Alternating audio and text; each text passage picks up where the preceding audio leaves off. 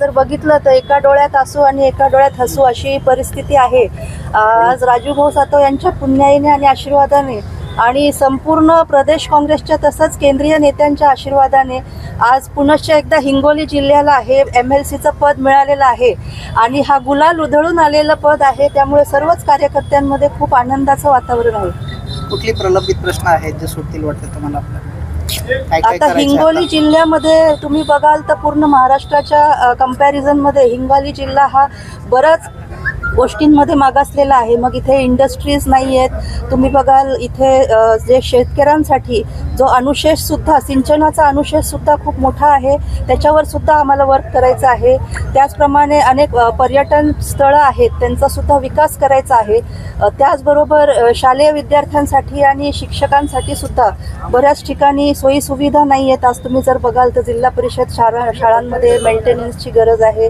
तर अनेक असे विषय आहेत, आता त्याच्यावरती इथून पुढे वर्कआउट करून ते पूर्णत्वाला आणायचे आहेत। याष्टीकरांनी आरोप केला होता तुमच्यावर की तुम्ही लोकसभेमध्ये काम केलं नाही वगैरे, यांना उमेदवारी देऊन तक्रार सुद्धा केली होती। तुम्ही जर बघितलं तर ज्यावेळेस लोकसभेच्या निवडणुका सुरू होत्या त्यावेळेस याष्टीकरांनी अनेक चॅनल्सच्या माध्यमातून सांगितलं होतं आणि न्यूजपेपर्सच्या माध्यमातून सुद्धा सांगितलं होतं की प्रज्ञाताई सातव अजिबात नाराज नाही आहे आणि त्या आणि त्यांचे सगळे कार्यकर्ते हे इलेक्शनमध्ये उतरलेले आहेत। ह्या स्टेटमेंट्स त्यांनी स्वतः दिलेले आहेत अनेक न्यूजपेपरमध्ये आणि चॅनल्समध्ये।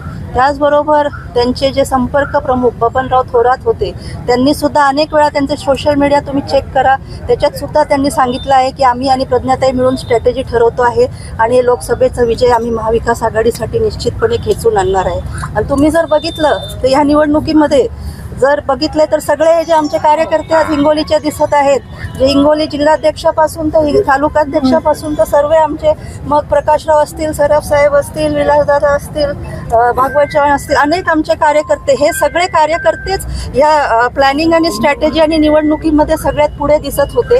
आणि आम्ही सगळे, मी बबन थोरात साहेब, आम्ही बसून हे सगळं प्लॅनिंग करत होतो। त्याच्यामुळे आणि त्यावेळेस त्यांनी जर काहीच बोलले नाही आणि 2 महिन्यानंतर जेव्हा MLCचा विषय आला तर काँग्रेस पक्ष इथं स्ट्रॉंग होत आहे असं जेव्हा त्यांना दिसायला लागलं तेव्हा काँग्रेस पक्षाकडे हे पद येऊ नये आणि म्हणून त्यांनी ही कंप्लेंट केली। आणि कंप्लेंट केली कुठे? कंप्लेंट करायला पाहिजे त्यांच्या अध्यक्षांकडे, उद्धव साहेबांकडे, किंवा कंप्लेंट करायला पाहिजे आमच्या प्रदेशाध्यक्षांकडे, नानाभाऊंकडे। त्यांनी कंप्लेंट केली जनरल सेक्रेटरींकडे।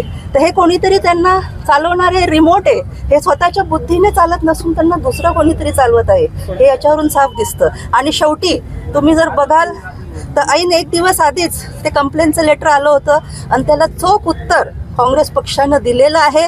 आणि त्याचबरोबर उबाठाचे कॅन्डिडेट नार्वेकर साहेब यांना सुद्धा काँग्रेस पक्षाच्या मतांनीच त्यांना आम्ही MLC मध्ये निवडून दिलेलं आहे।